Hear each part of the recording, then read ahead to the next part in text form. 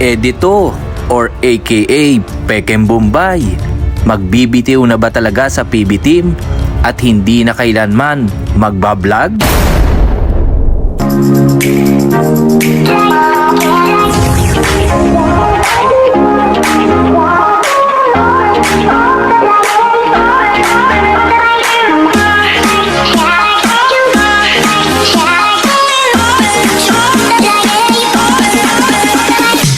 Nagharap-harap sina Sir Paul, ang head ng Pugong Biyahero, at iba pang team na sina Madam Yula at PB Team Peter Paul. Nagulat sila sa sinabi ni Pekeng Bombay na magbibitaw na siya bilang isang PB Team dahil meron daw siyang hindi nagustuhan sa sinabi ni Sir Paul. Sa atin, lalo na kay Sir Paul. Although, malaking tulong naman po ang nagawa ni Sir Paul sa akin. Kahit naman siguro nga magsabi ako ngayon nga susoko na lang ako, hindi na lang ako. At magpo-focus na lang daw siya sa kanyang pagtatanim at hindi na masaya sa ngayon. Maraming naniniwala na isa lamang itong prank at hindi totoo ang nasabi ni Pekeng Bombay. Ngunit sa mga reaksyon na binitawan ni Pekeng Bombay at Pugong Biyahero, marahil totoo nga at hindi ito isang palabas lamang. Dahil sa pagpasok pa lamang nila sa bakuran ni Pekeng Bombay ay parang matamlay ito at ang pagtanggap kina Pugong Biyahero ay may kakaibang lungkot. Napansin nga agad yun ni Pugong Biyahero at nasabi ni Edito na masama ang pakiramdam niya at doon na pumasok ang panimula ng kanyang sasabihin. Ayaw ko lang sumama sa team.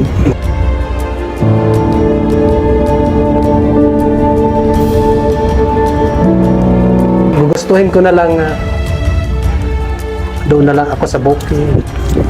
Sa bukid na lang ako magtanim. Marunong naman po ako magtanim ng mais, mga Noong una ay nagpapasalamat siya kay Pugong Biyahero at sa team dahil maraming natulungan ito ng mga katribo niya sa kanilang lugar tulad ni Maylene at ni Nita.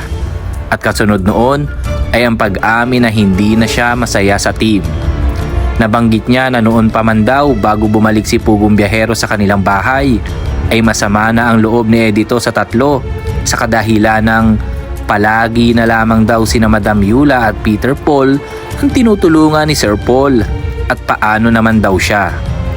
Dagdag pa niya, ang mga package daw na pinagkaloob sa kanya na ipamigay sana ay ipapakuha na lang kina Sir Paul para sila na lang ang magbahagi nito dahil ayaw na daw niya sa PB Team. Nagtanong nga si Peter Paul at Madam Yula kung saang aspeto na tulong ang sinasabi ni Edito na ginawa ni Pugong Biyahero para sa kanila. Ngunit ang sagot ni Edito ay hindi na lamang niya babanggitin basta masakit sa dibdib niya ang ganon. Dagdag pa ni Peter Paul ay mas lamang nga daw si Edito sa kanya na kapag minsan ay wala si Sir Paul ay madali niya napupuntahan ang mga na-vlog ni Pugong Biyahero tulad ni Nanay Lorna, Nanay ni Neri at iba pa. Samantalang si Peter Paul, kapag wala si Pugong Biyahero, ay sadyang nagbablog lang kung saan siya mapunta at ilang update para sa team at di siya napupunta sa mga na-vlog ni Pugong Biyahero kapag walang pasabi ito. At dito na nga nagsalita si Pugong Biyahero matapos magsalita ni Edito. At pinaliwanag nitong mabuti kung bakit at ano ang dahilan bakit lagi si Madam Yula ang kasama at Peter Paul. Dagdag pa niya, kapag may lakad sila ay laging tinatanong ni Sir Paul si Edito kung gustong sumama ngunit sadyang hindi pwede at humihindi si Edito. Maayos na kaya ang gusot na ito sa PB Team o sadyang unti-unti nang mabubuwag dahil nag-aalisa na ang bawat member? Tulad na lamang ni Edito. Ikaw kadudes, Kapugong Biyahero, anong masasabi mo dito? Isa nga lang ba itong prank? O totoong aalis na si Edito sa team at babalik na lang siya ulit sa pagbubukid? I-komento lang sa baba ang inyong saloobin. Muli po, ito si Marites Dudes TV aka Papa Dudong. Yan po muna ang update natin sa ngayon. Hanggang sa muli. Bye-bye! I believe we found something this good.